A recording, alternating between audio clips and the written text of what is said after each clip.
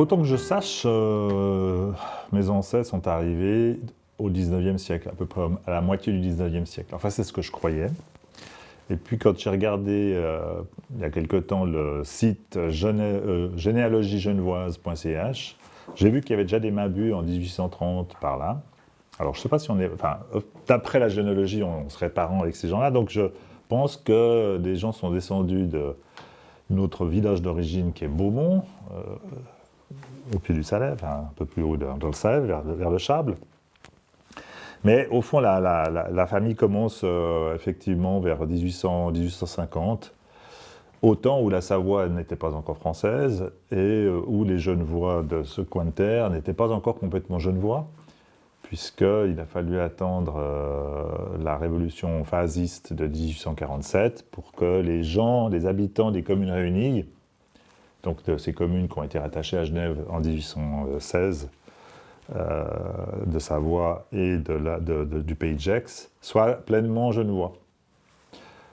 Et les mêmes droits que les natifs, les Genevois de la ville et des Mandements.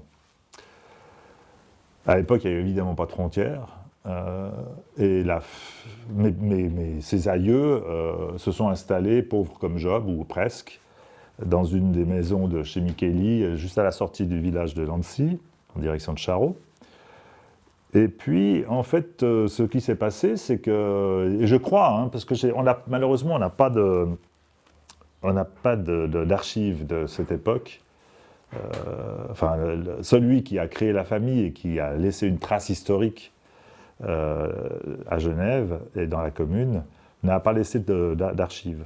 Elles ont disparu avec sa maison, qui est juste le petit manoir qu'elle a à côté. Et donc, voilà, c'est plus par hypothèse que je travaille pour dire que cette famille avait notamment deux frères, un qui s'appelait Jean-François et l'autre qui s'appelait François-Rémy. Et tous les deux ont épousé des Parisiennes, ou des personnes venant de France, de Bretagne et Paris. Et pourquoi ces gens qui n'avaient pas le sou ont épousé des Parisiennes, ça reste en fait un mystère. J'ai qu'une seule explication, c'est que les Parisiennes en question étaient sans doute en villégiature à Collonges-sous-Salève, puisqu'à l'époque, Collonges-sous-Salève, Bosset et Montier servaient c'était des stations touristiques pour les Parisiens, qui débarquaient là en train, puisque le train date à peu près de cette époque, ou en calèche, enfin bref. Mais disons que pour les Parisiens, pour les Français de cette région, le pied du Salève, c'était déjà la montagne. Les Anglais, eux, étaient déjà passés à l'étape plus éloignée, puisqu'ils étaient déjà à Chamonix, ils avaient grimpé déjà les Alpes. Donc, je crois que c'est comme ça qu'on s'est retrouvés avec des aïeules parisiennes et pas du tout savoyardes. Et l'un des deux frères, Jean-François, a fait un beau mariage puisqu'il a épousé une fille unique d'un faïencier de Paris qui avait pignon sur rue à l'avenue de la Paix, à Paris, dont il est venu au fond le gérant. Il est devenu le gérant de cette faïencerie et il y a fait fortune. Et vers 1870, il a construit les maisons qui étaient là. Donc, il y avait zéro maison. La seule maison, c'était chez anciennement Hanson ou chez Roten. C'était la seule maison du hameau. Enfin, qui n'était pas un hameau, en fait. Il n'y avait que cette maison-là toute seule. Et donc, vers 1870-1880, il construit sa demeure à lui, donc ce petit manoir qui est là à la mure, avec les écuries, où habite maintenant André Bartassin, la maison du jardinier, où habitent les Trollers, et la ferme. Et la ferme, qui est une ferme typiquement savoyarde de l'époque, assez haute, d'un seul tenant, pour y installer à la fois le fermier côté sud, les vaches dans l'écurie, et puis au-dessus le foin pour nourrir les vaches. Et il installe dans cette ferme son frère, François-Rémy, qui est mon aïeul direct. Parce que ce Jean-François, qui s'est rapidement fait appeler Jules, parce qu'à l'époque, le prénom de Jules était bien porté, lui est resté non pas veuf, mais non pas célibataire, mais sans enfant. Et donc, c'est son frère et ensuite son petit-neveu, son neveu, mon grand-père, attends que je ne me trompe pas, oui, c'est mon grand-père, qui a repris la ferme et c'est comme ça que la famille Mabus s'est réinstallée comme agricultrice, au fond. Sans doute qu'à l'origine, nous devions être, comme la plupart des gens d'ici, agriculteurs à Beaumont. Et puis Beaumont, peut-être que c'est un village prolifique. C'est vrai que quand on va à Beaumont, le cimetière est à moitié Mabus. Il y a plusieurs familles Mabus à Beaumont qui ne sont pas parentes, même, l'une avec l'autre, enfin qui sont anciennement parentes, mais un peu comme des Babel par ici, voilà.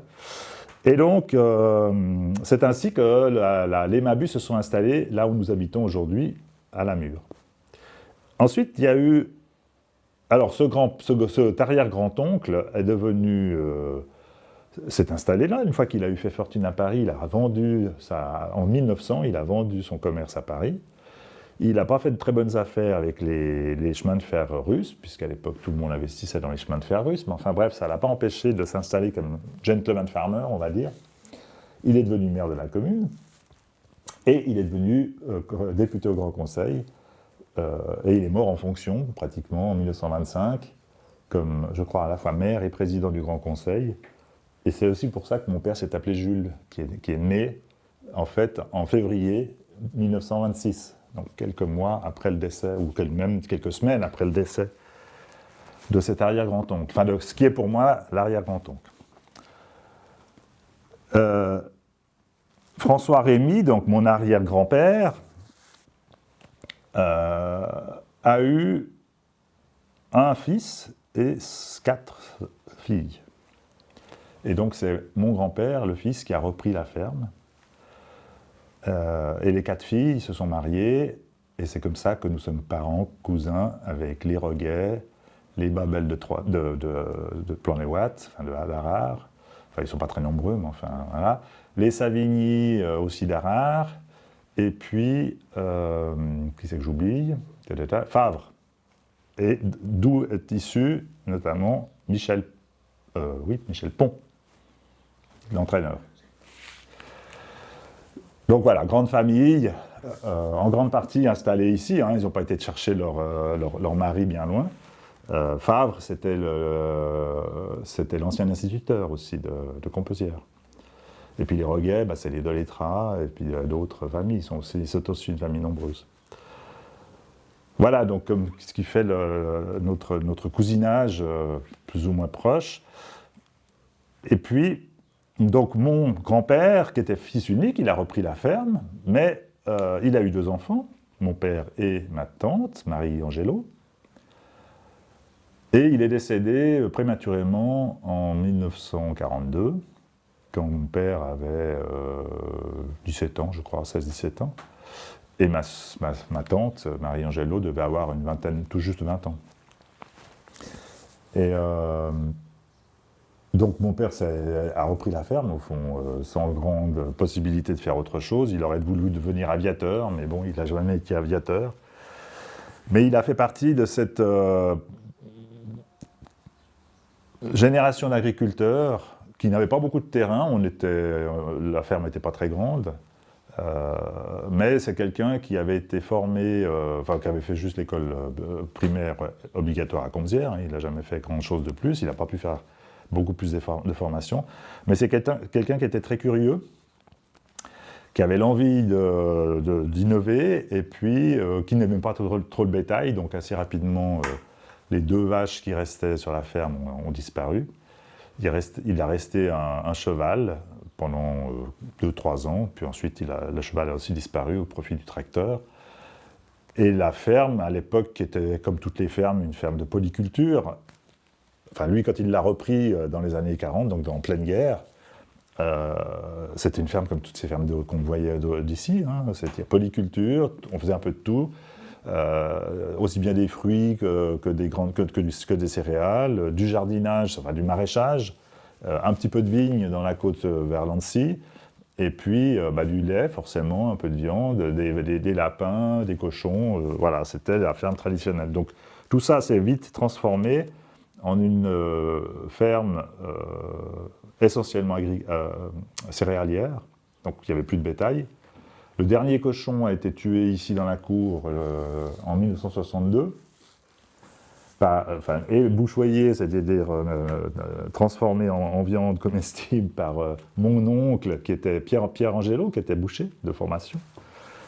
Mais c'est pas lui qui n'était pas tueur, lui, il était juste le charcutier, enfin le boucher et le charcutier. C'était un drôle de métier, un tueur. On ne sait plus ce que c'est aujourd'hui. Moi, je me souviens les lapins, évidemment, on les déshabillait comme ça, ou les poules, on leur coupait la tête, et puis des choses qu'on ne voit plus du tout, évidemment, aujourd'hui, nulle part. Je veux dire, les abattoirs sont complètement fermés, et on ne sait pas comment ça se passe. Il y a encore des endroits, par exemple à Jussy, où en privé ils le font. Mais pas oui, alors il y a encore des fermes et des régions à Genève où il y a encore des abattoirs ou des nécessités d'abattre aussi certains animaux pour des raisons d'accidents ou autres.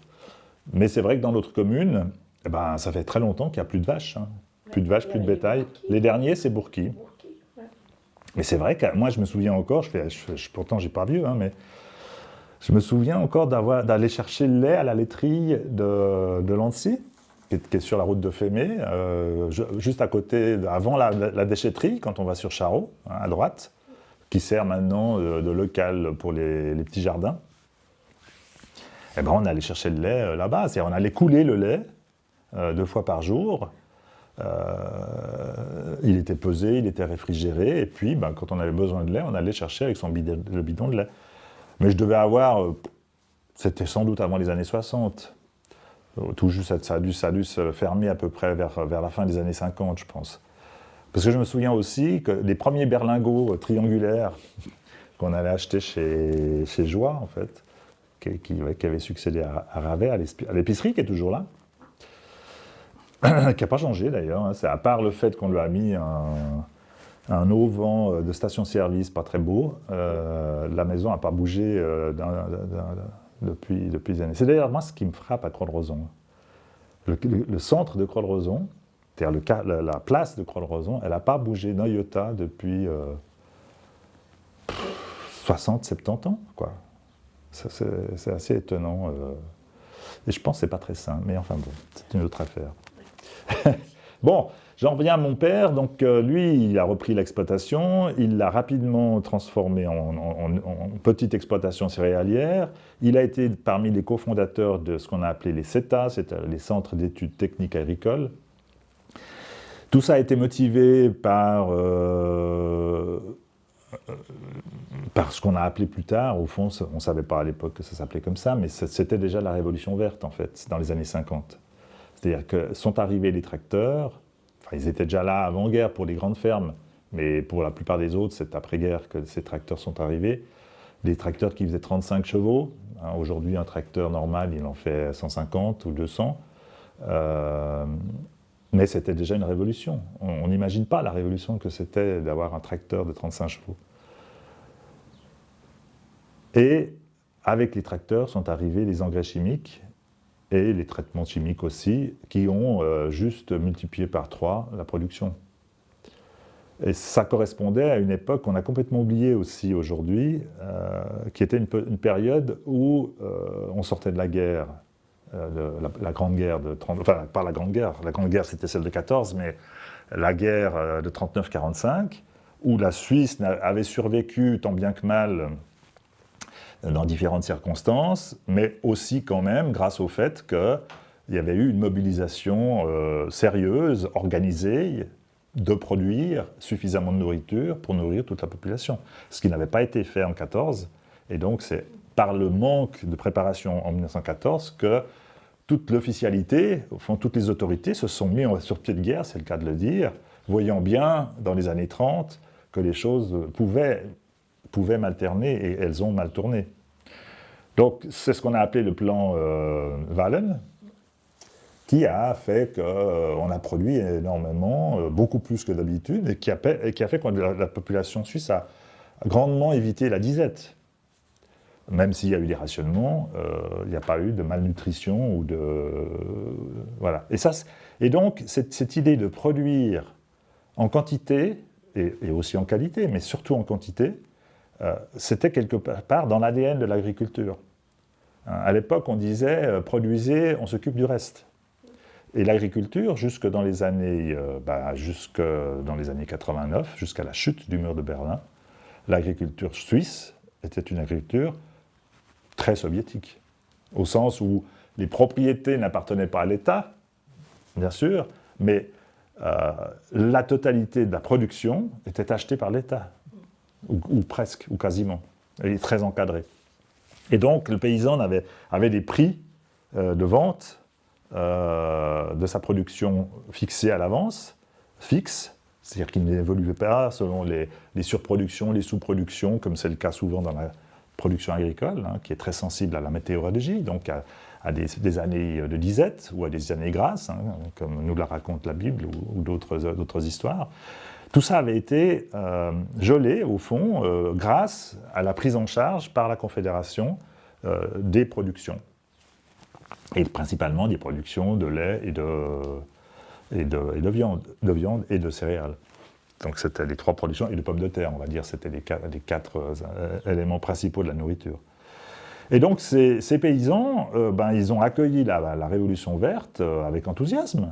Quand votre production passe de 20 quintaux à l'hectare de blé, donc 2000 kilos à l'hectare, donc l'hectare c'est en gros un terrain de football, pour simplifier, à 50 voire 60, aujourd'hui on est presque à 80 quintaux, donc on a quadruplé en 2 générations. C'est extraordinaire, je veux dire, vous dites, voilà, c'est arrivé. Et tout ça grâce à quoi ? Grâce aux tracteurs, grâce à l'engrais chimique nitrate, qui est en fait un simple dérivé de ce qui servait à faire les bombes, et grâce aux produits chimiques, notamment aux herbicides, qui sont des simples dérivés des agents orange et autres qu'on avait aussi utilisés au Vietnam et autres. Donc, toutes ces évolutions chimiques, elles ont profité aussi, malgré tout. Alors après, aujourd'hui, évidemment, on est tous des empoisonneurs. Alors, sans doute qu'on a empoisonné, sans doute que, comme dans toute situation, on en a trop mis, ça c'est sûr.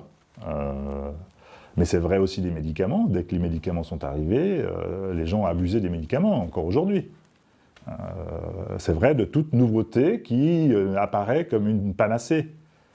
On va la surconsommer, jusqu'à ce qu'on se rende compte que peut-être qu'une consommation un peu plus raisonnée soit profitable à tous. Je veux dire, s'il y a des gens qui sont obèses, il y a certainement des gens qui sont obèses par maladie, mais il y a beaucoup de gens qui sont obèses par surconsommation. Voilà, donc c'est la même logique qui a participé à la production agricole et qui, bien avant que la politique s'en mêle, on va dire, s'est rendu compte qu'il y avait des limites à cette surconsommation de produits, d'entrants, comme on disait, et d'input, comme on apprenait à l'école polytechnique fédérale où j'ai fait ma formation d'agronome. Donc ces inputs, on a commencé à apprendre à les raisonner.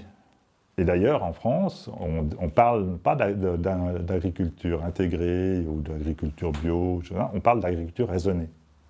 Et qu'est-ce que ça veut dire ? Ça veut dire que tous ces entrants, tous ces produits qu'on va apporter à l'agriculture, on va les apporter de manière raisonnée, c'est-à-dire de manière aussi économique. Ça ne sert à rien d'en mettre trop. D'ailleurs, vous vous souvenez peut-être d'une époque, il y a encore 20 ou 30 ans, où parfois on voyait des champs de blé couchés, complètement couchés par terre, parce qu'il y avait eu un orage, parce qu'il y avait eu beaucoup trop de pluie, ou il y avait eu des événements météorologiques, des accidents météorologiques, mais qui étaient liés à une suralimentation en azote de ces champs, et donc les tiges qui avaient poussé toutes vertes n'étaient pas assez solides, elles n'avaient pas de structure, et pouf, elles tombaient. Aujourd'hui, on n'en voit plus de champs couchés. Pourquoi ? Tout simplement parce que la technologie n'a pas cessé d'avancer, c'est-à-dire qu'on a des variétés de blé plus basses, plus naines, déjà qui sont moins sensibles à l'averse. On a des traitements qui ont permis de lutter contre les champignons qui peuvent frapper selon l'année, selon la météorologie, les cultures. On a aussi des souches de blé plus résistantes naturellement, parce qu'on a sélectionné des blés, je parle des blés, mais c'est vrai aussi pour les maïs, pour les pommes de terre, pour la plupart des productions, hein, qui sont plus résistantes aux maladies. Et puis on a surtout raisonné l'épandage d'azote. On en met beaucoup moins, on en met en dose fractionnée, 5-6 fois dans l'année plutôt que 2 fois. Et donc tout ça a contribué à rendre la culture plus solide, plus saine, et à continuer à produire 4 fois la production qui était ce qu'on faisait traditionnellement avant cette révolution verte. Alors aujourd'hui, on est dans une nouvelle révolution, on verra ce qu'elle nous apportera, mais je pense qu'il faut se garder des discours un petit peu, un peu excessifs. Si je peux vous donner un autre exemple, qui est quand même aussi frappant, la question des marais. Aujourd'hui, l'idéal, c'est la renaturation des rivières. On l'a fait à grands frais dans la plaine de l'Aire. Il y a un projet dans notre commune pour rétablir le nom du maraîcher qui est sous terre dans les marais de Charroux. On parle des marais de Charroux. Donc il y avait des marais. Plus personne s'en souvient. Pourquoi plus personne s'en souvient? Parce qu'à un certain moment, l'obligation de produire et la dynamique, si vous voulez, de développement a fait qu'on a considéré que ces marais devaient être asséchés. Ça a été le cas de ceux de Troinay, de la plaine de l'Aire et de Charroux, qui était beaucoup plus petit à Charroux. Mais on a enterré le maraîcher. Et maintenant, il y a des propositions pour que ce maraîcher, on le ressorte à l'air libre, et peut-être même qu'on rétablisse les marais, comme on a fait du côté du Foron, où on a décrété que certaines surfaces agricoles pouvaient être inondables, et donc on allait perdre la culture, au risque, en raison d'une crue centenaire, eh bien on va laisser se déverser le Foron dans un certain nombre de terrains, on va perdre la culture pour une année, mais voilà, on a fait ce choix-là. C'est un choix de luxe, c'est un choix de gens qui sont complètement nourris, qui n'ont plus peur de mourir de faim. Je ne le juge pas en soi. Hein. Simplement, il faut se souvenir qu'il y a 40 ans, c'était le contraire. Il y a 40 ans, on avait peur de mourir de faim. Donc on a supprimé les marais pour se nourrir. Donc, je ne dis pas que les uns ont tort et les autres ont raison, j'en sais rien. Chacun avait sa raison au moment où ça a été fait. Après, il peut y avoir des excès. Alors, les excès sont toujours condamnables, sont toujours critiquables. Mais voilà, j'aimerais que dans le débat qui nous occupe aujourd'hui, on ait un petit peu plus de longueur de l'histoire et qu'on se souvienne que chaque génération avait ses raisons. Et il faut, pour le moins, disons, les respecter. Après, on peut toujours dire qu'il faut mieux faire différemment aujourd'hui. Ça fait partie du débat. Alors, je reviens, je parle un peu long, mais je reviens à mon père. Rien à dire.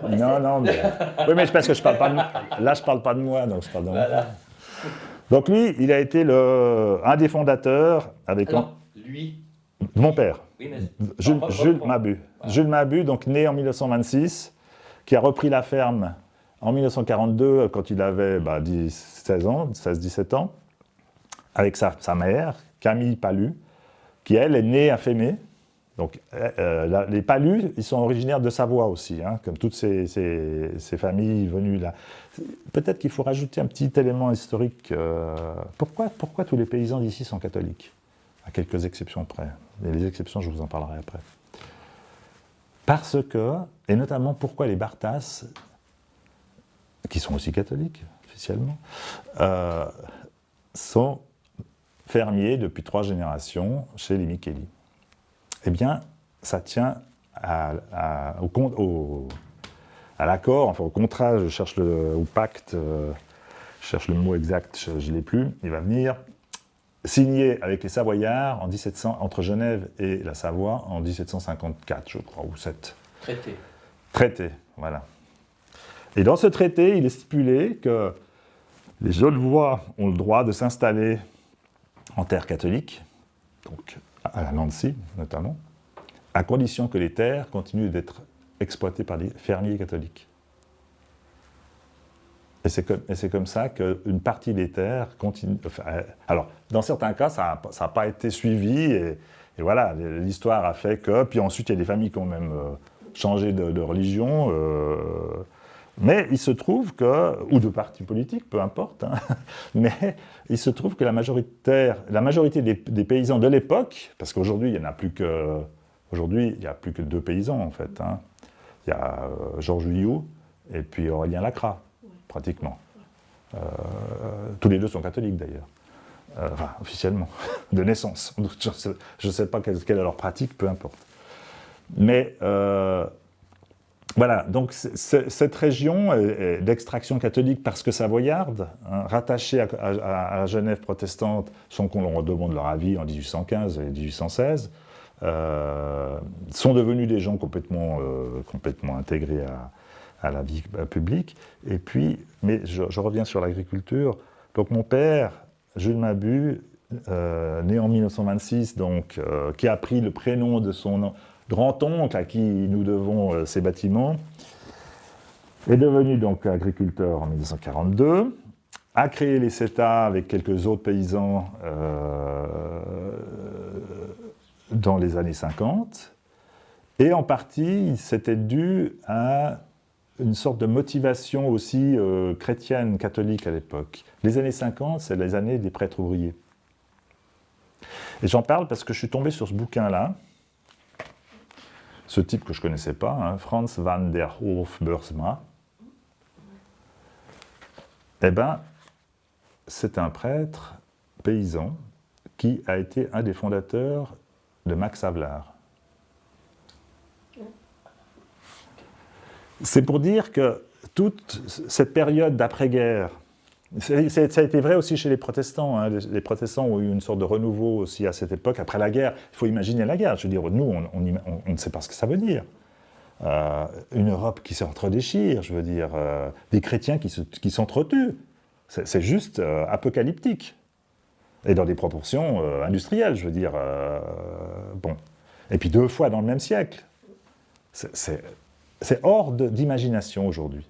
On se dit, mais comment ça a pu arriver? Est-ce que ça pourrait encore nous arriver? Ça peut encore nous arriver, malheureusement. Mais voilà. Donc, on est dans un monde chrétien qui se prétend humaniste, qui se prétend droit de l'homiste, même si c'était encore pas la mode, hein, qui donne donc des leçons au monde entier. C'est le cas aujourd'hui, peut-être moins le cas à l'époque. À l'époque, on était encore colonialiste. Mais dans le colonialisme, il y avait quand même cette volonté d'élever les peuples barbares, les peuples sauvages, les peuples primitifs, au même niveau que nous. Il n'y avait pas que l'exploitation. Bien sûr, il y avait l'exploitation, mais il y avait aussi un vrai souci d'apporter la santé et l'éducation. Alors, l'éducation de la France ou même de la Suisse. La Suisse n'a pas été colonialiste, mais bon, il ne faut pas rêver, je veux dire. Elle participait de la même logique. Je dis ça pourquoi? Parce que, effectivement, après le second conflit mondial qui a déchiré l'Europe comme jamais, un certain nombre de gens, déjà un peu avant, se sont dit « mais c'est pas possible, on ne peut pas continuer comme ça. On ne peut pas continuer comme ça. » De ce mouvement qui a pris toute la population, qui a été animé par des prêtres voilà, qui étaient nombreux, jeunes à l'époque, mais c'est la même chose chez les protestants. Hein. Il y a eu le même phénomène de renouveau, de besoin de dire plus jamais ça, et donc il faut qu'on installe des structures, des organisations qui vont nous protéger de ces conflits. Je suis en train de lire l'histoire suisse de Thomas Meissen. C'est la 6e édition en suisse allemand, c'est la première édition en français. Ce bouquin est passionnant. Il est passionnant parce qu'il nous montre que la Suisse, au départ, hein, c'est pas du tout Guillaume Tell et compagnie qu'on a fabriqué après coup, mais c'était les mêmes problèmes. C'est qu'il y avait des guerres privées à l'époque, privées au sens où les barons, enfin, le gros propriétaire du coin voulait accaparer la vallée d'à côté, et puis badaboum, on se tapait dessus. Et ces guerres privées n'étaient pas du tout des guerres saintes, hein, du point de vue de l'Église. C'était des guerres qui étaient détestables. Et donc il a fallu à cette époque, au fond, civiliser ces gens-là, trouver les moyens, par des accords, par des alliances, par des pactes, etc., trouver les moyens de régler les problèmes différemment que par la guerre. Eh bien, l'Europe qui s'est constituée dans les années 50, c'est la même logique que la Suisse qui s'est constituée entre le XIIe siècle, XIIIe siècle et XIVe siècle. La Suisse n'est devenue suisse, réellement, que vers la fin, pratiquement au moment où elle s'est retrouvée déchirée par les guerres de religion au début du XVIe siècle. Eh bien, ce que je veux dire par là, c'est qu'on vit une période très particulière et très étrange et très inquiétante, en ce sens que on a peur du réchauffement du climat. Or, il y a deux menaces qui sont bien plus graves que le réchauffement du climat. C'est la destruction possible de l'Europe et c'est le problème démographique. C'est-à-dire, chez nous, ça veut dire le vieillissement de la population. Ça veut dire que beaucoup trop de monde seront vieux, j'en ferai partie, et bien trop de jeunes seront là pour faire tourner la machine. Ces deux problèmes sont bien plus importants, bien plus urgents que le réchauffement climatique. Alors, je ne dis pas que le réchauffement climatique n'est pas un problème. C'est un problème, bien sûr. Mais quand on entend les médias, quand on voit les jeunes se mobiliser, personne ne se mobilise pour l'Europe. Personne ne se mobilise par rapport à cette problématique de vieillissement de la population européenne. L'Europe va perdre 5% de sa population d'ici 2050. Ben, je dirais que c'est bien, parce qu'on va moins produire de CO2 si on est moins nombreux. Donc le problème de réchauffement climatique, il va peut-être se résoudre par là-même. Mais enfin bon, c'est absurde. Mais en même temps, voilà, ce que je veux dire par là, c'est que là, je fais peut-être un peu de politique, mais... Bien, c'est que t'es parti... voilà, dans tous les sens. Pas dans tous les sens. Non, mais ce que je veux dire, c'est que... Non, mais je vais juste ouais, vas-y. quand même revenir sur Jules Mabut, parce que je vais avoir de la peine, moi. Tu comprends, ce qui serait bien, c'est que quand tu parles de Jules Mabut, tu finisses, puis après... Je sais, mais je suis complètement dans Jules Mabut, en réalité. Ah, d'accord. Parce que c'était ce qu'il pensait, lui. Je suis complètement dans lui. Lui, il a vécu cette période des années 50, et il a participé à la reconstruction de l'Europe, à son niveau, hein, bien sûr. Mais il était complètement dans cette pensée que je dis là. Lui, c'était un grand lecteur. Il n'avait pas fait d'école, mais il a énormément lu après. Et ça, il aurait été passionné de lire ce bouquin-là. Parce qu'il se serait retrouvé dans ce que je viens de dire. Ces paysans, parce que la Suisse a été créée par des paysans. Hein. Et ces paysans qui subissaient, au fond, les crises dues à des petits oboros de villages qui voulaient prendre un peu plus de pouvoir, ils se sont protégés tout simplement contre ces gens-là. Ben, aujourd'hui, tout ce que mon père a fait pour construire la Suisse d'aujourd'hui, et tous ceux qui avec lui, je veux dire, dans le monde paysan, c'était la même chose, c'était se protéger contre le marché, contre les fluctuations du marché. Et puis ce père-là, eh ben, il fait la même chose. Max Havelaar, c'est un label qui le protège, qui assure un débouché à certains prix, avec certaines qualités. C'est la même logique, c'est le même combat. Et c'est pour ça que alors c'est vrai que tu as raison de dire que je me disperse, mais pas complètement. Pas complètement, parce que c'est vraiment la même logique. Et donc, dans les années 50, ces paysans, ils ont créé ces CETA, qui ont été... C'était quoi les CETA? Centres d'études techniques agricoles. C'était de la formation continue. Comme ils avaient, la plupart, pas fait plus que l'école secondaire à Comzières, jusqu'à 15 ans, hein, certains avaient pu faire d'école d'agriculture, mais c'est tout. Et il a fallu qu'ils inventent comment on met les engrais, pourquoi on en met autant, pourquoi... Toutes ces questions-là, ils ont dû y apprendre sur le tas. Donc, ils ont accompagné ce développement avec cette structure qui s'est appelée les CETA. Parallèlement, ils se sont investis pour maintenir, développer toute ce qu'on a appelé la politique agricole, de protection aux frontières, de maintien des prix fixes pour le blé, de prise en charge continue par la Confédération et des organisations des produits. Tout ça, ça a été fait dans la même période, jusqu'au moment où le mur de Berlin s'est effondré. Et là, on est entré dans une autre période. Mais jusqu'en 89, l'agriculture suisse était extrêmement structurée par l'État, et ça, c'était la volonté des paysans, comme mon père. Mon père a fait une manif en 62 ou 64, je crois, à Berne. Ils sont allés à Berne jeter des tomates sur le palais fédéral.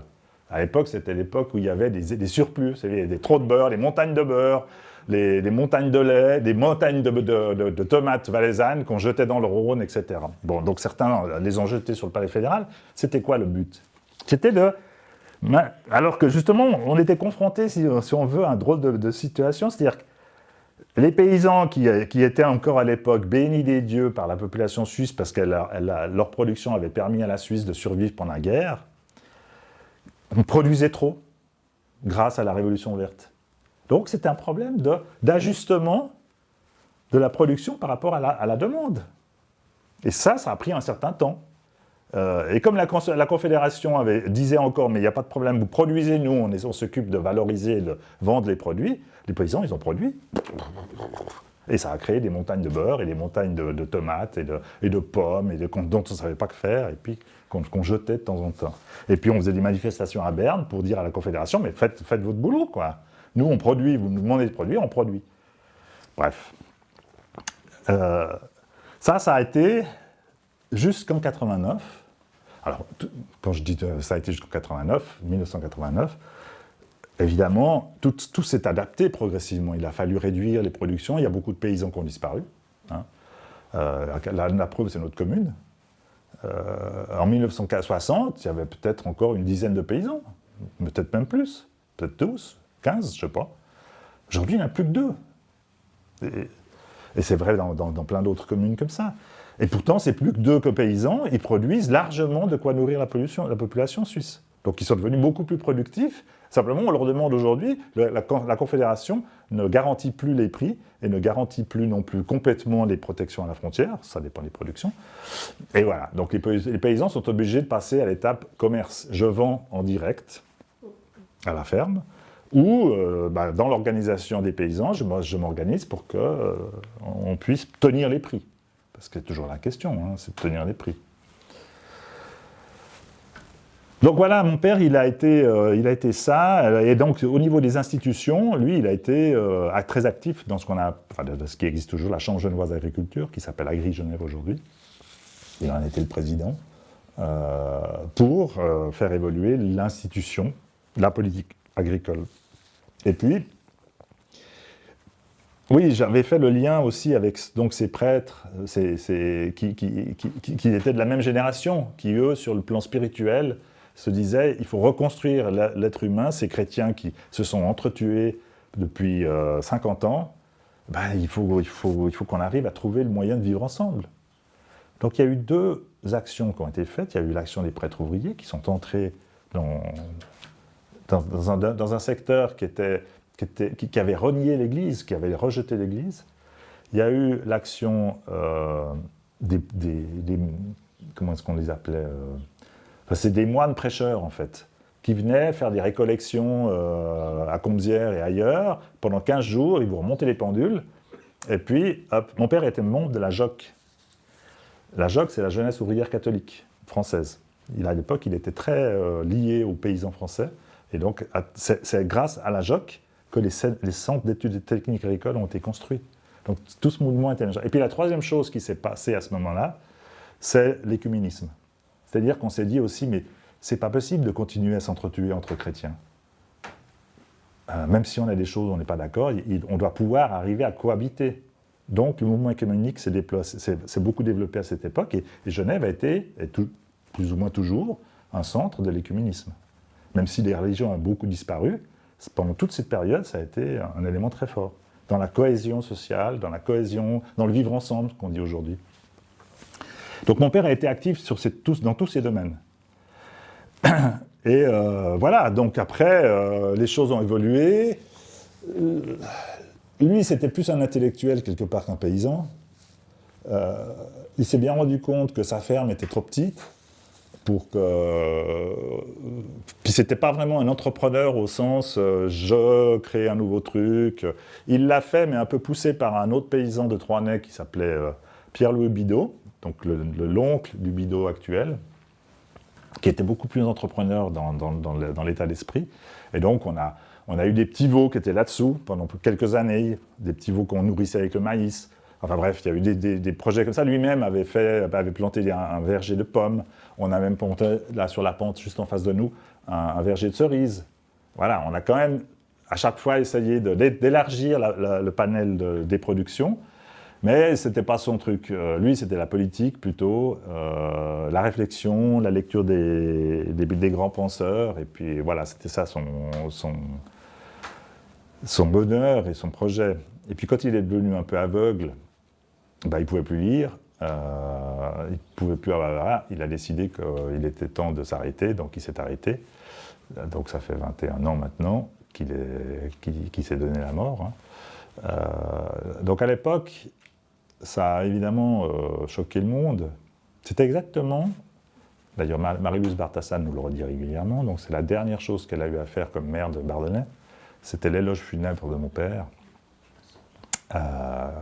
en mai 1999, année électorale. Et donc voilà, donc mon père a marqué sa génération par ses activités et aussi par sa mort. En ce sens que, encore aujourd'hui, plein de gens se demandent comment il a fait et se disent mais il a bien fait ou il n'a pas bien fait. Voilà, c'est un débat qui est en plein, hein, on est en plein dans ce débat-là. C'est pour dire que ce père, moi je l'admire quelque part parce que il n'a pas été un vrai paysan en fait. C'était un homme de la terre sans doute, mais pas un vrai paysan. Et il a laissé des traces qui perdurent encore aujourd'hui, y compris dans son dernier acte. La raison de son aveuglement était liée à une ptose des paupières, comme on dit, c'est-à-dire une chute des paupières qu'il ne pouvait plus commander. Donc ça le rendait aveugle quand même. Donc il n'était pas effectivement aveugle des yeux ni du nerf optique, mais du fait que les volets se fermaient et ne se rouvraient pas. Donc il a subi quelques traitements, piqûres, je ne sais plus comment ça s'appelait, un peu les mêmes que les bonnes femmes prennent là, pour se refaire les pommettes. Ça dynamise la musculature. Alors ça marchait un temps, puis au bout d'un moment, alors sans doute qu'il était aussi un peu déprime, sans doute que, voilà, je connais pas, disons, on ne connaîtra jamais la raison fondamentale. Il y a eu un moment où il a décidé qu'il fallait tirer la prise, et il a tiré la prise. Alors, donc il est devenu paysan par les malheurs de sa propre famille, où son père, mort en 1942, l'a contraint à devenir paysan, à reprendre la ferme. Mais en fait, c'était plutôt un politicien dans l'âme, quelqu'un qui réfléchissait beaucoup et qui lisait beaucoup. Et dès les années 50, il s'est présenté, il a été élu conseiller municipal. Et puis, très vite, il s'est présenté aussi au niveau cantonal. Donc, sauf faire en 1957, il est devenu député au Grand Conseil. Et puis, évidemment, il était encore jeune à l'époque. Il avait souvent sans doute la gueule ouverte. Et il y a eu quelques conflits avec au niveau de la mairie. Donc, c'était Jacques Delettra qui était maire. Et il a profité, sauf faire en 61 ou 62, je ne sais plus. Il s'est retrouvé premier vient ensuite, ou plutôt, non, il a été élu juste dernier de la liste. Et puis voilà qu'à l'époque, les radicaux avaient réussi à faire élire une femme, c'était la première fois que les femmes étaient élues, c'était Daisy Moret, qui était devenue conseillère municipale, et PDC, rien. Enfin, c'était pas encore le PDC, c'était le Parti indépendant chrétien social. Mon père était aussi indépendant que chrétien social. Avec l'âge, il est devenu toujours indépendant, mais un peu moins chrétien social, comme tout le monde. On devient un peu plus à droite en vieillissant. Mais bref, donc en 61, quand il s'est retrouvé élu, la première année ensuite, c'était Cécile Brun. Et donc, il a profité, il a démissionné du conseil municipal pour maintenir la paix des ménages dans la commune.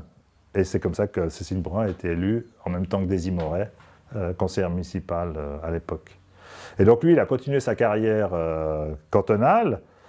Donc il a couplé à la fois son syndicalisme agricole, puisqu'il est devenu président de la Chambre genevoise d'agriculture, et puis simultanément président du PDC. Alors je ne sais plus quand est-ce que... C'est dans les années 70, je pense qu'il était président du PDC, j'ai plus de mémoire. Enfin bref, il est resté 20 ans député. Et c'est à cette époque qu'il s'est fait appeler Jules le Rouge. Donc c'est pas parce qu'il a lancé des tomates contre le Parlement fédéral, donc dans les années 60, mais c'est un peu plus tard qu'il a été nommé Jules le Rouge parce qu'il avait déposé un projet de loi pour prélever la plus-value au profit de la collectivité, prélever la plus-value sur les ventes de terrains agricoles. Alors évidemment, ça fait hurler la frange propriétaire des paysans, parce qu'il faut bien voir que dans la paysannerie, il y a deux types de paysans, pas oublier. Il y a les paysans propriétaires, qui sont souvent plutôt propriétaires que paysans, et puis il y a les paysans fermiers, qui sont plutôt, qui sont forcément, qui vivent de leur travail uniquement, qui n'ont pas de rente possible, puisqu'ils n'ont pas de terrain à vendre. Et ça, voilà, c'est quand même deux choses très différentes. Il ne faut pas oublier que les terres agricoles à Genève, 2 tiers des terres agricoles sont possédées par des grandes familles, pas du tout par les paysans. Ça dépend des régions. Les Barthas, par exemple, ils ne sont pas propriétaires. Ce n'est pas la même chose que quand vous êtes propriétaire. Donc, lui, il avait donc nourri par ses enseignements chrétiens la doctrine sociale de l'Église. Donc, à l'époque, le PDC était complètement fidèle, enfin, essayait, en tout cas pour la plupart de ses leaders et de ses autorités, je pense à des Guy Fontanet, à des Jean Babel, à des gens comme ça, ils étaient vraiment de la lignée chrétienne sociale, personnalisme de Mounier, très influencé par la France, par le MRP français. Donc vraiment, on cherchait à l'époque la troisième voie entre le capitalisme sauvage, enfin qu'il est devenu de plus en plus, et le communisme, dont on savait à l'époque que c'était devenu le goulag. Donc il fallait trouver une troisième voie. Donc cette troisième voie, elle a été théorisée à l'époque sur la base de l'enseignement social de l'Église. Donc ça remonte à toutes sortes d'encycliques. La plus connue, c'est l'encyclique Rerum Novarum de Léon XIII à la fin du XIXe siècle. Mais après, il y a eu plein... Et puis tout le syndicalisme chrétien. Et toutes les associations, y compris le Mouvement populaire des familles. Le Mouvement populaire des familles, dont mon père était membre, c'était des organisations issues de cette mobilisation chrétienne, pas forcément uniquement catholique, protestante et catholique. Donc ça faisait partie de ce que je disais tout à l'heure, c'est-à-dire de ce souci de reconstruire un nouveau monde après ce cataclysme de la première moitié du XXe siècle avec 2 guerres entre chrétiens. Il s'agissait de construire un nouveau monde.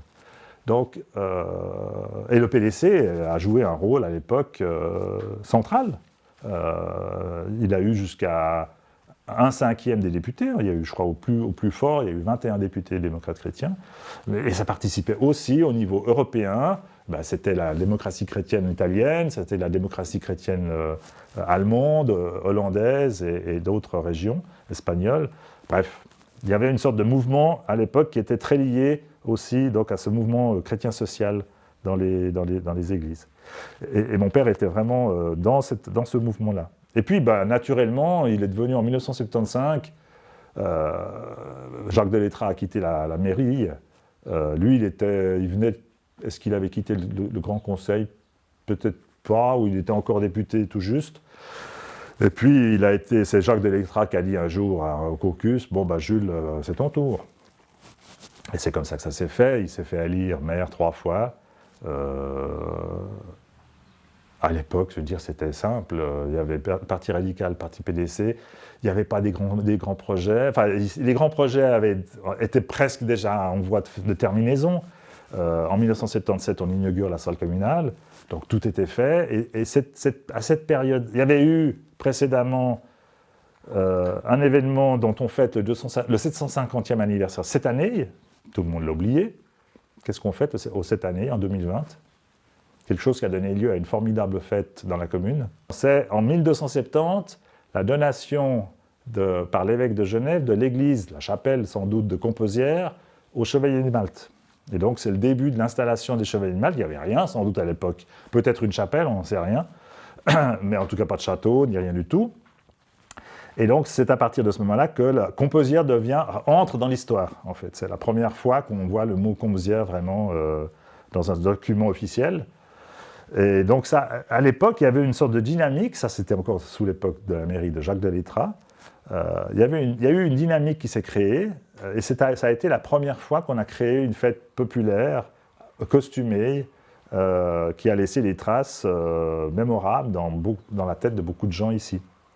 Et dans cet élan, s'est fait l'inauguration de la salle communale, donc une fête 1900, en 1977, également costumée. Et puis, toujours dans la même foulée, en 1982, sauf erreur, l'inauguration de l'école rénovée. Et puis après, cet élan s'est un petit peu endormi. Les gens, ils avaient fait 3 fêtes. Le monde a changé et cette dynamique ne s'est pas retrouvée, en tout cas autant qu'à cette époque. Oui, bien sûr, il y a eu effectivement 175e, mais ça n'était pas du tout la même dynamique. Enfin, pour moi, je ne l'ai pas vécu, en fait, avec la... Peut-être que j'étais moins présent, je ne sais pas. Mais il y a eu 2 fêtes, effectivement, qui ont suivi, le 175e et puis le 150e des communes réunies, qui a été arrosée, comme on n'ose pas le dire, mais qui était une fête qui s'est installée à Genève, à Composières, mais qui était en fait une fête cantonale. Mais le 200e anniversaire du rattachement des communes réunies, en 2014, 15 et 16, est-ce qu'il y a eu des fêtes ? Aucune fête. Il y a eu, oui, quelques éléments, on a eu nos petits événements, mais ça n'avait rien à voir avec ces fêtes populaires telles qu'elles ont eu lieu dans les années 80, jusqu'en, effectivement, le 175e, qui était encore un peu dans cette veine-là. Et d'ailleurs, il n'y a pas eu de manifestation non plus cantonale du 200e. Étonnamment, il y a eu une manifestation au 150e, mais pas au 200e. Bref, c'est pour dire que voilà, on est dans un autre monde aujourd'hui, pour toutes sortes de raisons. Donc mon père a été maire de 75 à 12 ans, donc à 87. C'était un autre monde aussi, je veux dire, lui, paysan, il comptait ses sous plus qu'un vieux protestant. Et donc, il a fait, avec les moyens du bord, avec une administration extrêmement limitée. Extrêmement limitée. Qu'est-ce qu'il est resté de sa mairie ? Ben, je ne sais rien, en fait. Qu'est-ce qu'il est resté de sa mairie ?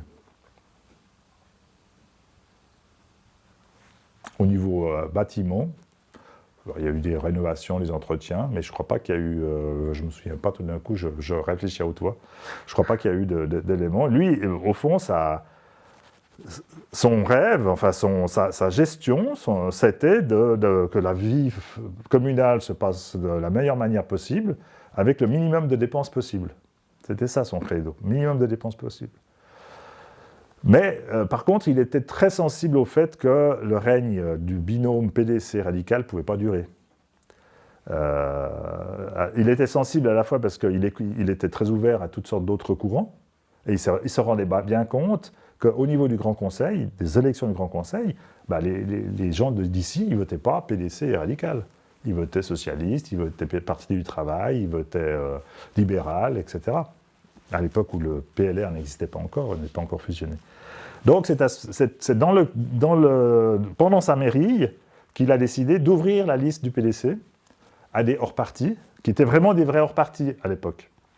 Il n'y avait pas encore Barden Alternative, donc il y a des gens qui se sont lancés, alors certains par convenance, d'autres par conviction, comme hors-parti dans la liste du PDC, et il a toujours défendu l'idée d'un parti, en l'occurrence. Après, cette idée, elle s'est un peu généralisée, puisque le parti PLR, il est aussi plus ouvert, et puis, même s'il y a toujours l'étiquette, et puis que Barden Alternative, c'est aussi une alliance, en fait, entre 2 tendances, 2 partis pas toujours d'accord. Hein. Voilà. Donc lui, c'était ça, c'était son ouverture, et à l'époque, il avait beaucoup soutenu la construction de la coopérative G à Lancy, ce qui ne lui avait pas valu que des félicitations au sein de la population qui voyait d'un drôle d'œil ces verts urbains débarquer et nous apprendre comment on allait faire la politique. C'était ça, au départ. Bref, Marie-Cécile en sait plus que moi à ce sujet-là, puisqu'elle était au cœur du débat, toi aussi. Et voilà, bon, le temps passe. Après, une fois qu'il a quitté et le Grand Conseil et la mairie, il a eu encore, on va dire, des activités de sénateur, au sens où, grâce à la politique et au fait qu'il avait été président de ci, de là, il s'est retrouvé administrateur de la Banque cantonale pendant quelques années. Après, on se pose la question, mais ça c'est vrai pour tout le monde, y compris pour moi, à quel moment on arrive à son stade d'incompétence, c'est-à-dire, il a sans doute été utile, mais il me disait souvent qu'il y a des choses contre lesquelles il était contre. Alors il était le seul à dire qu'il était contre, mais voilà, pas avec assez d'arguments pour pouvoir emporter une décision. C'est une leçon que moi je tire en ce sens que il avait beaucoup de bon sens quelque part, une sorte de ce bon sens paysan comme on dit, matiné d'un peu de pingrerie quasiment, mais au fond avec le recul, on se dit, c'est pas parce qu'on a... Enfin, aujourd'hui, on voit qu'à Genève, nos politiques sont pas forcément bonnes, pas parce que les gens sont incompétents, mais parce qu'on a trop d'argent, tout simplement. C'est pas une question de compétence des gens sont compétents, mais quand on a de l'argent, on le dépense. Il suffit de regarder les communes, le budget des communes, hein, le nombre, et de le faire par habitant. Et quand vous divisez le budget des communes par habitant, vous vous demandez, mais pourquoi on dépense 3 fois plus ici qu'à là, dans le même canton? On est à 10 km de distance, c'est juste aberrant. C'est pas dû à la compétence particulière du maire de X, non, c'est parce qu'il a tellement d'argent qu'il dépense. Mais ça, c'est vrai partout, c'est pas vrai seulement en politique, c'est vrai en général. Voilà, et ça c'est un domaine que mon père ne pouvait pas supporter, cette idée de gaspiller l'argent parce qu'on avait de l'argent et que voilà, l'argent est là, donc on le dépense, sans trop réfléchir à l'économie réelle des choses, même parfois à la nécessité de faire certaines choses. C'est peut-être pour ça qu'il n'a pas laissé non plus de bâtiments, parce que ça ne lui paraissait pas nécessaire de laisser une trace à ce niveau-là. Voilà, pour ce qui est de Jules le Rouge. Je devrais dire 2 mots quand même sur Clotilde, ma maman. Oui. Elle est évidemment moins connue parce qu'elle n'a pas fait de politique, mais au fond, si Jules a pu faire de la politique, c'est parce que ma maman lui a permis d'en faire. Déjà un. Parce qu'il n'était quand même pas souvent là, hein, entre le travail agricole et puis le fait de devoir aller dans les commissions, je me souviens très souvent, il courait après le temps pour se changer, pour descendre. À l'époque, il fallait être cravaté pour assister aux commissions, au Grand Conseil. Maintenant, on peut y aller en jean, donc c'est... ou presque, en tout cas pour les commissions. Bref, donc il a pas mal crapahuté, et donc c'est sa femme qui a élevé ses 4 enfants. Et qui a tenu le ménage. Et puis elle s'est un peu investie dans la paroisse, elle s'est un peu investie dans les femmes paysannes, mais c'est seulement une fois que son mari est décédé qu'elle est devenue peut-être plus visible aussi dans la vie communale. Mais c'est voilà, pour dire qu'elle aussi, elle a dû, au fond, renoncer au métier qu'elle aurait voulu faire. Elle aurait voulu être couturière. Mais à l'époque, elle était la 3e enfant d'une famille de 7 enfants, donc les Jeunecamp. Elle est donc née à Arard, de la famille Jeunecamp. Voilà, sa mère lui a dit tu me donnes le coup de main, quoi. Donc elle n'a pas pu poursuivre un apprentissage en couturière, et donc elle est devenue femme au foyer, comme la plupart des femmes à l'époque, dans ces milieux-là. Donc je pense qu'elle a au moins autant de vertus, peut-être plus aussi par le fait de renoncer, d'avoir peut-être dû renoncer. Et puis elle s'est aussi beaucoup occupée de ma grand-mère. À l'époque, ma grand-mère, Camille Mabu, Palu, donc née Palu, elle est morte ici, à 83 ans. Elle n'a pas fait un jour d'EMS, et c'est ma mère qui s'en est occupée. Donc voilà, donc ça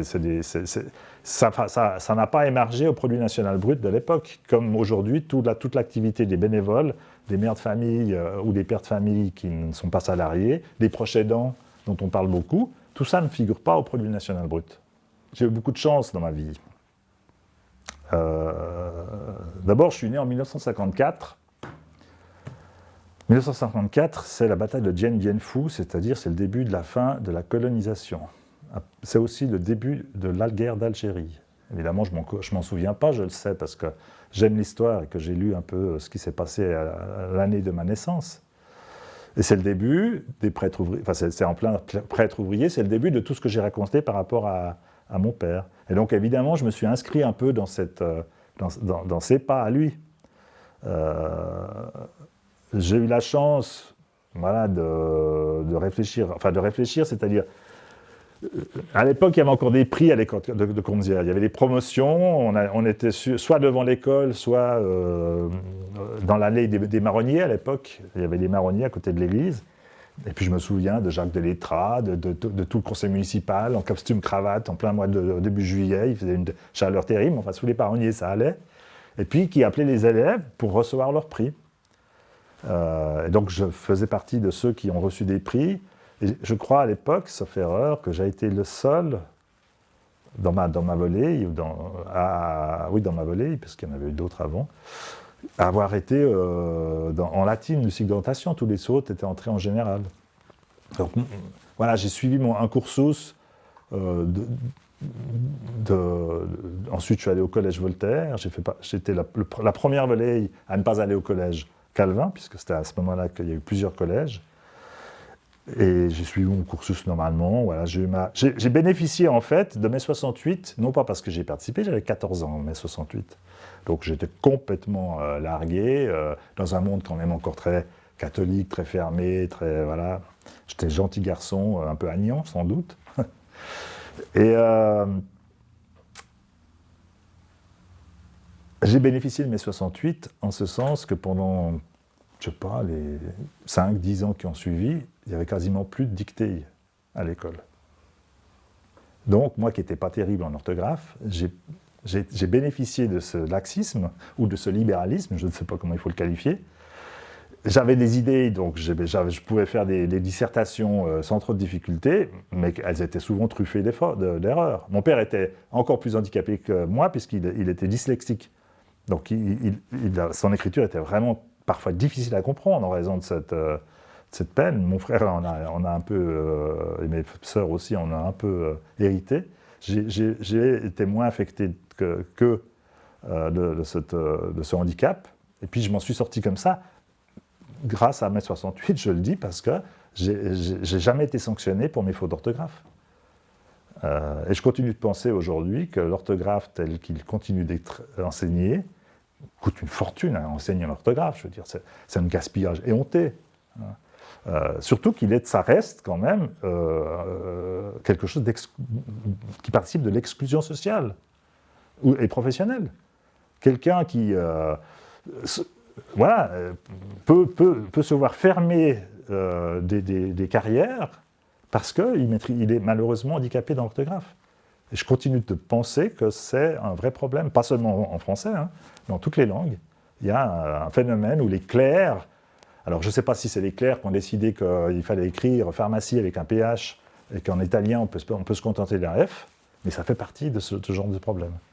Et ça, je trouve insupportable. S'il y a un jour une révolution à faire, elle est plus importante à faire là que dans bien d'autres domaines. Mais je sais que c'est inutile, donc voilà, ça fait partie de mes utopies. Donc, fort de ma maturité latine,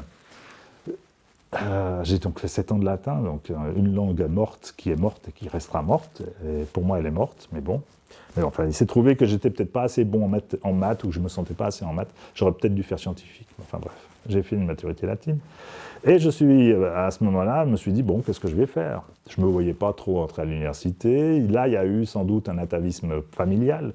Mon père était paysan. J'allais choisir la filière la plus proche, au fond, du monde paysan. Et je suis entré à l'école polytechnique fédérale à Zurich pour faire l'agronomie. Alors je me suis très bien plu à Zurich. Comme c'était la seule école suisse, c'était une école bilingue. Enfin, il y avait des profs qui parlaient qu'allemand et des profs qui ne parlaient que le français. Mais voilà, on pouvait très bien faire son diplôme sans trop apprendre l'allemand.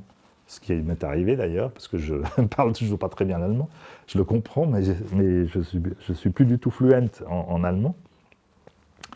Mais bon, ça m'a donné... Alors, il s'est trouvé qu'à cette époque, j'avais déjà un pied dans la politique. Et évidemment, je me suis retrouvé propulsé aussitôt membre du comité des jeunes démocrates chrétiens suisses. Comme il n'y avait pas trop, il manquait un Genevois, pouf, je me suis retrouvé dans le comité. Donc, ça m'a permis de voir un peu ce qu'était la Confédération, parce que c'est vrai qu'il ne faut pas s'attendre à la formation historique de notre école genevoise pour savoir ce que c'est que la Suisse. Ça fait partie aussi de mes autres grosses critiques à l'enseignement que j'ai reçu. Je veux dire, la Suisse n'existe pas, ou quasi pas, en tout cas à l'époque, maintenant je ne sais pas. Mais comme l'histoire contemporaine genevoise, je veux dire, on est tous des béotiens, on ne sait pas ce qui s'est passé dans le siècle qui est passé, pratiquement depuis la création du canton. On n'a aucune histoire sérieuse, enseignement historique sérieux à ce niveau-là. Bref, donc je me suis retrouvé à Zurich, et très vite dans le comité des jeunes démocrates chrétiens suisses, et là j'ai bénéficié d'une autre chance, on va dire, enfin d'un concours de circonstances. c'est qu'en Suisse, les présidents, c'est une fois un roman, une fois un Suisse alémanique, une fois un tessinois, et ça tournait comme ça. Et c'était le tour d'un roman. Et le roman pressenti, c'était un fribourgeois, Nicolas Michel, qui a fini par décliner parce qu'il était en train de se marier, et sa femme le dit, c'est la politique ou moi. Donc il a choisi sa femme, et je me suis retrouvé, le roman de service, à reprendre la présidence des Jeunes démocrates chrétiens suisses pendant 4 ans. C'était l'époque de Kurt Vollger. Donc c'était sympa, c'était pas du tout aussi exigeant qu'aujourd'hui. Moi j'admire les jeunes aujourd'hui qui sont interviewés à Arena ou à Infrarouge, qui sont présidents ou vice-présidents de partis de jeunes. Franchement, ça n'a rien à voir. Hein. L'exigence aujourd'hui est bien supérieure, sans parler des réseaux sociaux et de la présence médiatique. Nous, c'était vraiment cool. C'était un peu des... Et bref, donc je me suis présenté évidemment aussi comme 5e ou 6e candidat au Conseil national à cette époque-là. Quand je suis revenu à Genève, je ne savais pas trop quoi faire, je n'avais pas trop l'envie d'aller dans le tiers-monde, je ne me voyais pas non plus. J'ai poursuivi des études de politique internationale à HEI, mais je ne me voyais pas non plus sortir. Je suis très sédentaire, hein, je suis très enraciné, comme ça. Et donc j'ai fini par rester à Genève et en entrant au fond par une petite porte dans la presse.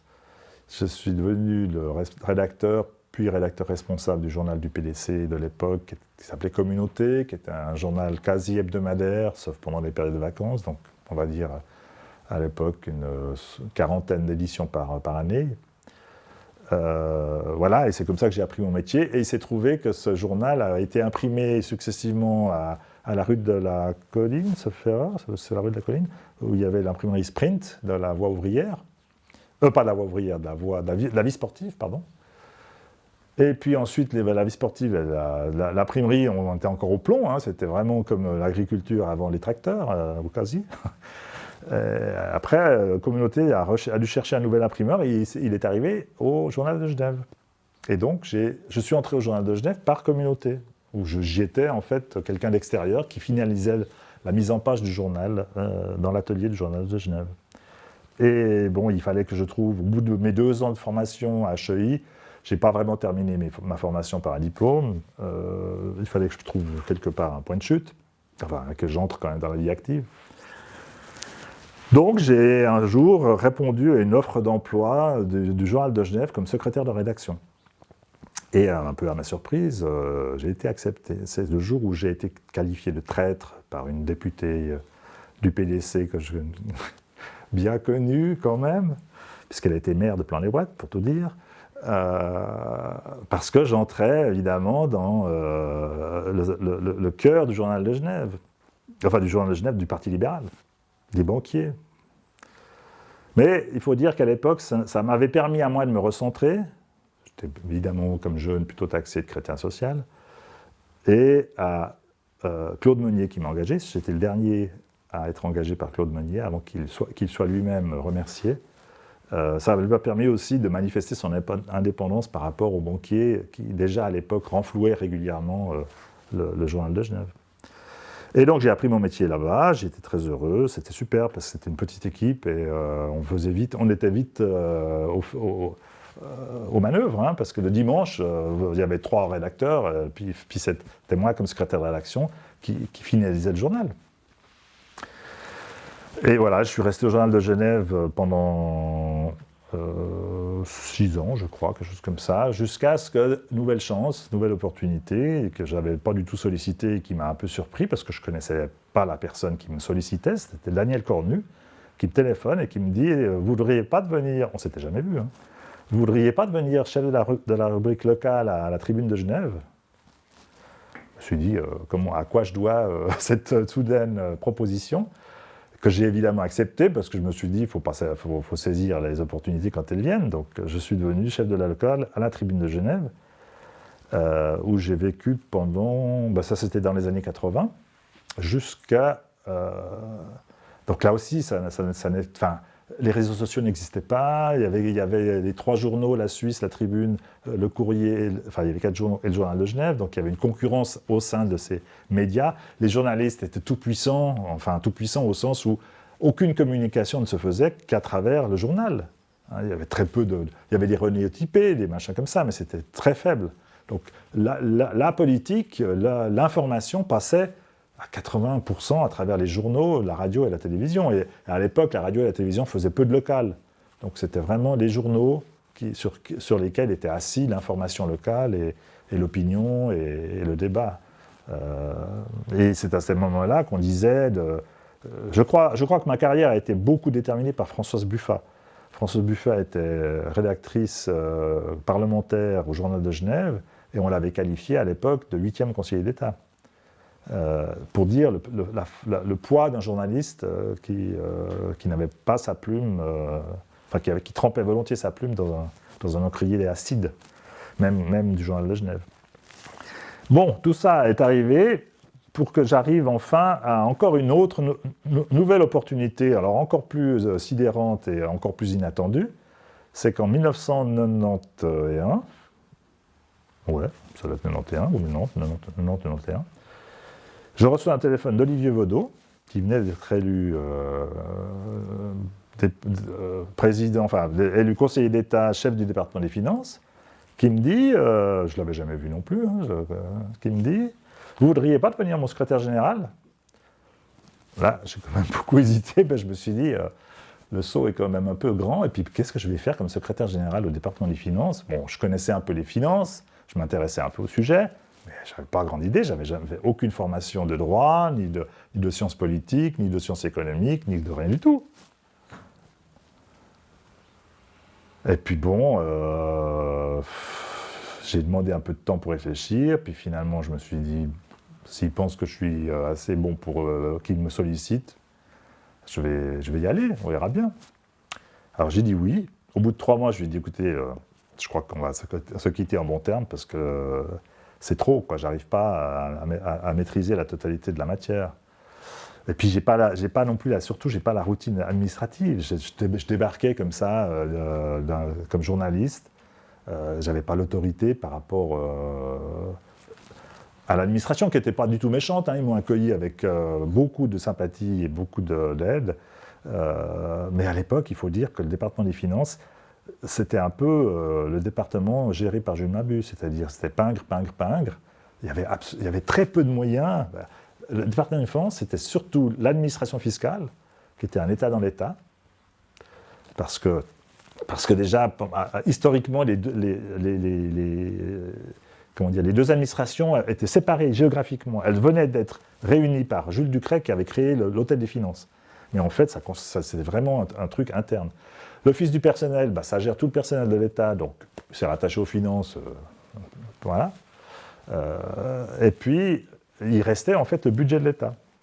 Et je me suis plutôt installé et investi dans tout ce qui était budget, comptabilité et surtout information aux députés et au public. J'ai beaucoup servi en fait de communicant au fond dans ce domaine-là. Alors, Olivier Vaudot, c'est dans les années 90, je suis resté 8 ans au département, et la meilleure période, au fond, là où j'ai le sentiment d'avoir été utile, au-delà de mes limites, c'est qu'on a entamé, et plus sous la tutelle de Martine Braunschweig-Graf que sous la tutelle d'Olivier Vaudot, les deux étaient évidemment PLR ou libéraux, ça a été le début de la réforme de l'informatique de l'État. Alors ça, c'était un énorme chantier, donc je vous passe les détails, mais j'ai été en grande partie au cœur de cette réforme, du début de la réforme. Et puis d'autres choses que j'ai quand même réalisées, c'est qu'on a quand même rédigé la première loi sur la gestion administrative et financière de l'État de Genève. Il n'en avait pas forcément besoin, comme tout, mais voilà, on est dans une période de codification de normes. C'est assez fou de voir que notre société fonctionne de plus en plus avec des codes et des normes et des lois. Comme si on n'avait plus voilà, c'est cette logique de dire tout ce qui n'est pas autorisé est interdit. On est passé de tout ce qui n'est pas interdit est autorisé à tout ce qui n'est pas autorisé est interdit. Et donc, on veut des lois, on veut des normes. Et c'est vrai aussi bien dans le secteur public que dans le secteur privé. Secteur privé, c'est à ce moment-là qu'on a vu foisonner les normes ISO, les labellisations. Maintenant, on n'a pas une seule activité qui ne soit pas labellisée, que ce soit biocompatible, réchauffement climatique, sécurité, énormément sécurité. Tout est normalisé. Et la qualité d'un travail, ce n'est pas la qualité du produit final, ni même son utilité, c'est le fait qu'on a respecté les normes qui ont conduit à la production du produit en question. Et donc, ça, c'est un syndrome qui fait que notre société va mourir. Comme toutes les sociétés, elles sont mortes sous la main des normes et des lois. Et on est en plein dedans. Bon. Bref, je quitte Olivier Bedeau. J'étais en fait le seul fonctionnaire, un des rares fonctionnaires à ce niveau, sous contrat non pas privé. Lui avait fait sa campagne électorale en disant je veux pouvoir choisir mon secrétaire général, mes proches collaborateurs, et ils seront sous contrat privé. En fait, ce n'est pas possible d'avoir un contrat privé au sein de l'État, donc j'avais bien un contrat public, mais qui était limité dans le temps. En fait, c'était une sorte de mandat. Donc, quand Olivier Bedeau a décidé, après 8 ans, de quitter le service public, eh ben, je l'ai suivi. Mon mandat est arrivé à échéance. Et comme Micheline Calmirec est arrivée, on s'est salué poliment, mais on n'a eu pas beaucoup de relations. Et puis, comme elle ne savait pas ce que je faisais, puisque j'étais plus au service de Martine Brunswick-Graf que d'Olivier Bedeau à l'époque, elle n'a pas eu de secrétaire général pendant, je crois, 4 ou 5 ans, ou 6 ans. Je ne suis même pas sûr qu'elle en ait nommé un avant qu'elle devienne conseillère fédérale. Mais bon, ça, c'est le passé. Pendant cette époque, je n'étais pas journaliste dans les années 90. Donc, j'ai pu faire de la politique active. Et c'est comme ça que je me suis présenté comme adjoint à la commune de Bardonnay, où j'ai été pendant 3 ans adjoint. 3 ans seulement, puisque en 97, ça fait erreur, j'ai quitté le service public et les élections ont dû avoir lieu en 98 ou 99, je ne sais plus exactement. Bref, il y a eu... Donc Alain Valder est devenu se faire adjoint pendant 6 mois, et puis ensuite il est devenu maire en 99. Ce qui permet de continuer à penser que jamais un adjoint n'est devenu maire de la commune de Bardonnay. À l'exception d'Alain, mais Alain n'a été adjoint que pendant 6 mois. Voilà, ça c'est pour la petite histoire, pour ceux qui aiment ce genre de choses. Donc pendant les 3 mois, ces 3 mois ont quand même été fabuleux, enfin ces 3 ans de mairie avec Marie-Louise Bartassa, et qui était l'adjoint radical. À ce moment-là, on était entre 1990, alors que je reviens à 99, moins 4, ça fait 95. J'ai été élu en 1995. Et en 1995, on a relancé, au fond, un vieux projet qui n'est toujours pas abouti, qui est la construction de l'école. Et à l'époque, on a fait comme aujourd'hui, des études, peut-être moins coûteuses qu'aujourd'hui, encore que, pour savoir où on allait implanter cette école. On avait étudié l'option de la salle communale, qui aujourd'hui tient la corde, comme on dit. Et on l'avait éliminé parce qu'on considérait qu'à l'époque, on était dans l'idée de faire une demi-école à la salle communale et de conserver le bâtiment scolaire existant à Composières. Et puis, très vite, on s'est rendu compte que c'était un peu absurde d'avoir 2 bâtiments à 300 mètres de distance. Et donc, on a abandonné la demi-école côté salle communale. Après les études de qualité du bâtiment de la ferme, principalement, on avait obtenu un avis de la Commission des monuments et des sites qui laissait une petite porte ouverte, petite, mais porte ouverte quand même, sur la possibilité d'une démolition-reconstruction. Donc on s'est engouffré dans cette petite porte, peut-être trop petite, mais enfin, dans l'idée de dire, eh bien, on va démolir la ferme complètement et on va reconstruire une école à côté, sur l'emplacement de la ferme. Et donc on a poursuivi notre travail en lançant un concours d'architectes qui a eu lieu et qui a donné lieu à un rendu avec une dizaine de projets, dont un projet, le leader, qui était un projet de l'architecte Jean-François Bouvier, Grand Toit. Si vous voulez le modèle, vous allez voir l'école de Corsier et vous voyez ce qu'aurait pu être l'école de Composières. Non seulement Grand Toit, mais il avait poussé le souci d'intégration, jusqu'à, y compris, créer une tour à l'intérieur de l'école, une tour pour répondre, au fond, aux tours du château.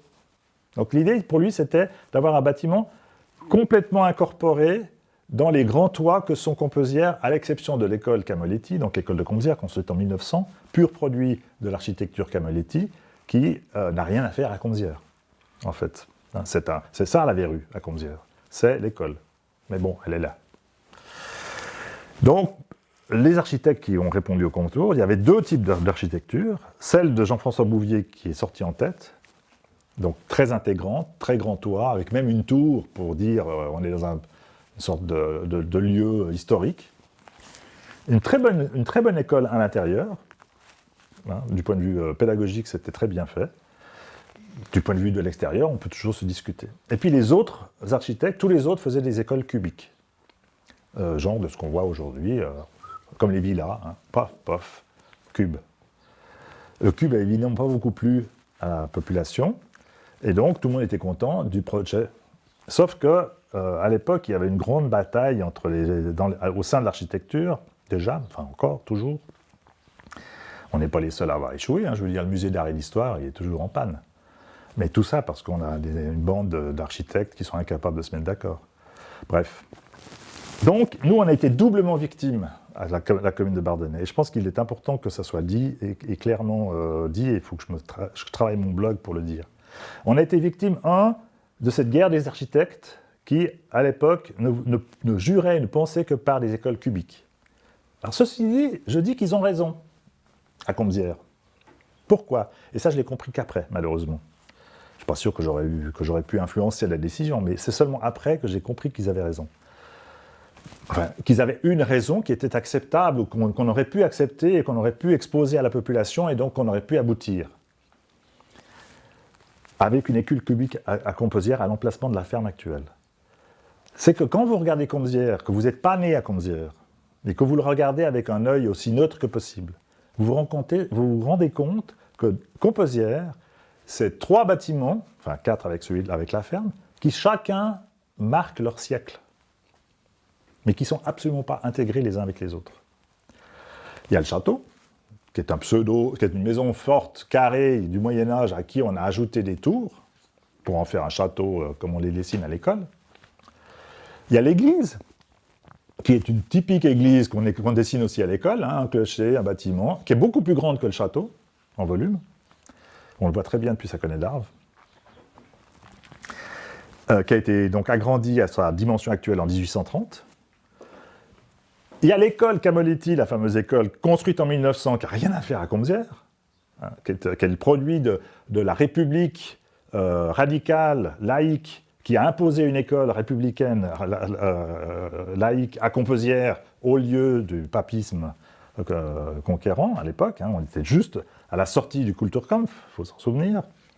Et puis il y a la ferme, qui était effectivement à l'origine une vieille ferme genevoise, comme on la trouve à la Chapelle ou au musée de Ballenberg, complètement inutile pour l'usage actuel de l'agriculture, qu'on a d'ailleurs à l'époque, en 1920, rehaussé d'un étage, plus on y a ajouté une ferme, enfin un endroit pour y loger le foin, donc un stockage, un silo, sous tuiles. Aujourd'hui, on ne fait plus du tout de silo sous tuiles, mais enfin voilà. Et tous ces 4 bâtiments sont témoins de leur siècle. Et donc la logique des architectes, c'était de dire, ok, si on enlève la ferme, la seule façon de faire la chose proprement, c'est d'y mettre un bâtiment du XXIe siècle, c'est-à-dire un cube. Voilà. Donc sur ce plan-là, ils avaient, on va dire, une certaine raison, sauf qu'à l'époque, personne n'a dit ça. Non seulement personne n'avait dit ça, mais on s'est retrouvé là piégé par un autre phénomène, c'est que l'architecte conseil de la commune, qui s'appelait Dubois-Ferrière, avait été un ancien président de la commission des monuments illicites et était exécré par les jeunes générations des architectes. Et cet architecte conseil de la commune a réussi à nous enfiler dans le jury du concours. Il nous a enfilé une sommité de l'architecture de conservation qui s'appelait... voilà, son mot vient de m'échapper, je vous le redonnerai, qui s'appelait Giancarlo Di Carlo. Giancarlo Di Carlo. Émérite architecte italien qui avait rénové un bled de la Campanie, ou je ne sais plus de quelle région, enfin bref, qui était pour les architectes un exemple, tellement exemple qu'on l'a retrouvé, moi je l'ai tout surpris, il y a 3 ans, on est allé à Paris, au Palais Beaubourg. Eh bien, ces maquettes à Giancarlo Di Carlo de la rénovation de cette ville, elle est au musée de Beaubourg à Paris, pour dire l'importance de cet homme, qui venait la même année du concours d'architecte à Bardonnay, était fait docteur honoris causa de l'Université de Genève. J'ai dit, une sommité pareille, c'est extraordinaire. En réalité, c'était un piège. Parce que ce type-là, évidemment, il était favorable au projet Bouvier, un projet d'intégration complète. On ne voyait pas la modernité sous les toits. Voilà, ça correspondait au fond à l'image principale, à la ferme, quelque part, telle qu'on l'a aujourd'hui. Et ça a déplu totalement à nos jeunes architectes cubistes qui ont dit, nous vivants, ça ne se fera pas. Et donc, ils ont trouvé le biais. Et là aussi, on a été victime d'un règlement de compte, cette fois cantonal, pour ne pas dire national. C'est qu'à l'époque, les conseillers d'État de Genève, mais des autres cantons, appliquaient de manière, on va dire, un peu laxiste, la loi sur l'aménagement du territoire. En ce sens que, lorsqu'il s'agissait de construire une école, un bâtiment public, et qu'on était en zone agricole, mon Dieu, c'était pas si grave. Personne n'allait s'opposer à une école, surtout à Comzières. Donc, comme on disait autrefois, quant à la zone, on va la toiletter en cours de route. La toiletter, sous-entendu, on va déclasser en zone d'utilité publique une zone agricole. Et donc, personne n'a trouvé rien à redire. C'est Grobet donc, qui a fait cette proposition à Malou. Malou a dit, il n'y a pas de problème, c'est un conseiller d'État qui n'était pas le moindre, qui nous fait cette proposition. Nous, on dit, OK. Malheureusement, c'est ce prétexte-là que les architectes ont utilisé en disant, mais attendez, vous ne pouvez pas demander une autorisation de démolir la ferme alors qu'on est en zone agricole. Recours, on est monté au tribunal fédéral qui a dit, effectivement, vous avez mis la charrue devant les bœufs. Et tout s'est effondré. On a perdu 1 million de francs et on est revenu à la case départ. Voilà pour l'histoire de Comzières. Et on y est encore, pour des raisons que je peux évoquer, mais qui ne sont pas l'objet de cette interview, mais qu'il faudra quand même un peu expliciter aux gens, alors qu'on va élire une nouvelle autorité. Après, comment est-ce qu'on a géré, ça c'est l'époque Valder, comment est-ce qu'on a géré cet échec? Lui, il a mis un trait sur l'histoire ancienne, et il a redémarré sur un tout autre concept. Voilà, là on peut en discuter. Okay. Moi, je continue de penser que, enfin, je pense, et même encore aujourd'hui, je pense qu'on devrait reprendre le projet d'origine, puisque c'est déclassé maintenant, et puis arrêter de faire une école en plein milieu de la Cambrousse. Surtout qu'on ne sait pas ce qu'on va devenir. Ni on fait une école, on a sciemment, c'est le discours actuel, on ne nous dit pas et on ne sait pas ce qu'on va faire de la ferme. Hein. Donc elle va rester en friche pendant encore 10-15 ans. Et puis l'école, on va faire un bâtiment entier, l'école, on va faire 8 ou 12 classes du côté de la salle communale. Donc on va vider l'école Camoletti actuellement, on va en faire quoi de cette école Camoletti? On va y remettre des logements, comme c'était le cas sur la moitié de la hauteur? Absurde. Mais bon, ça c'est un autre débat, enfin qui est le débat actuel, mais qui n'est pas l'objet de... Enfin, qui aurait pu un autre débat, parce que j'ai failli me présenter comme maire, cette fois. Pourquoi t'as pas été? Parce que plein de raisons, mais pour dire les raisons objectives, c'est qu'on n'a jamais raison tout seul, que j'avais pas l'envie de contester la mairie à une femme, mais oui, c'est comme ça. Et puis que vogue la galère, je veux dire, m'en fous quoi, quelque part. Ça sera la première fois qu'un adjoint sera maire, alors si justement, non, je ne serai pas maire. Ça continue, la logique continue d'être effective. Donc, pour simplifier, moi, il y a une seule chose dont je suis fier dans cette... non pas dans l'histoire du concours, moi, j'ai pas participé, j'ai participé que de manière un peu... parce que j'étais adjoint, puis j'ai suivi les choses, mais ce n'était pas moi qui étais en charge, c'était Friès et Malou. Par contre, je suis fier d'une chose, mais c'est pour ça que je m'étonne que ce soit Friès qui était adjoint à cette époque, parce que c'est moi qui avais les bâtiments, quand même. Mais c'était Friès. Non, c'était Marie. Ou alors il avait les routes, lui? Il avait les routes, Parce que lui, il avait Il y avait les routes. il Parce avait qu'il a fait fait la son petit piste chemin. cyclable. Oui, Ouais. la piste cyclable. Non, mais c'est avant la piste cyclable. Non, mais son petit chemin avec son Bon, bref. gros surfaçage. Donc la chose dont je suis fier en 3 ans, si tu veux, c'est d'avoir, sans demander d'autorisation, fait le premier aménagement de l'hangar de Comzières. Ça nous a coûté 200 000 francs d'amende, mais si on avait demandé l'autorisation, on ne l'aurait pas obtenu. Bouteille, Parce qu'on était en zone agricole. faut l'enlever. Ah oui, pardon. Parce qu'à l'époque, on était toujours en zone agricole. Donc on a fait des rénovations, enfin, les premières rénovations, donc, après il y a eu une deuxième rénovation avec l'aménagement des cuisines et puis le sol qui a été un petit peu... Mais nous on a refait le toit et les poutres. On a changé un certain nombre de poutres principales qui avaient été abîmées par le fumier qui était au sol. Et donc ça a permis une première appropriation du site par les gens. Voilà, donc ça j'en suis un peu fier, mais bon, modestement fier, il ne faut pas exagérer, quoi. En 3 ans, c'est la seule chose que j'ai fait de d'aplomb, on va dire. Et là, par contre, la chose dont je ne suis pas fier, c'est justement d'avoir pas réussi à l'époque à comprendre la logique des architectes. Moi, je m'en fiche de savoir qu'on ait à Comzières une école cubique, à pont allongé. Ce qui compte, c'est qu'on ait une école, quoi, digne de ce nom. Il faut bien dire qu'à l'époque, la raison principale, c'était pas... Enfin, il y a eu plusieurs étapes, parce qu'avant même qu'on arrive au concours, il y avait déjà eu des réflexions. Hein. Ça fluctuait avec le nombre d'élèves. Il y a eu l'histoire de la Bosna, c'est quand aussi on a supprimé la Bosna qu'on a renforcé la nécessité de faire une nouvelle école. Mais bon, voilà. Alors on vit maintenant depuis 1982, je crois le premier pavillon scolaire, il date de 1982. Le deuxième pavillon scolaire, le conteneur, il date de, je sais pas, l'an 2000 ou quelque chose comme ça. Et puis après, le troisième, il date d'il y a 8 ans en arrière, à peu près. Qui n'est pas le plus vilain d'ailleurs, hein, qui s'intègre parfaitement.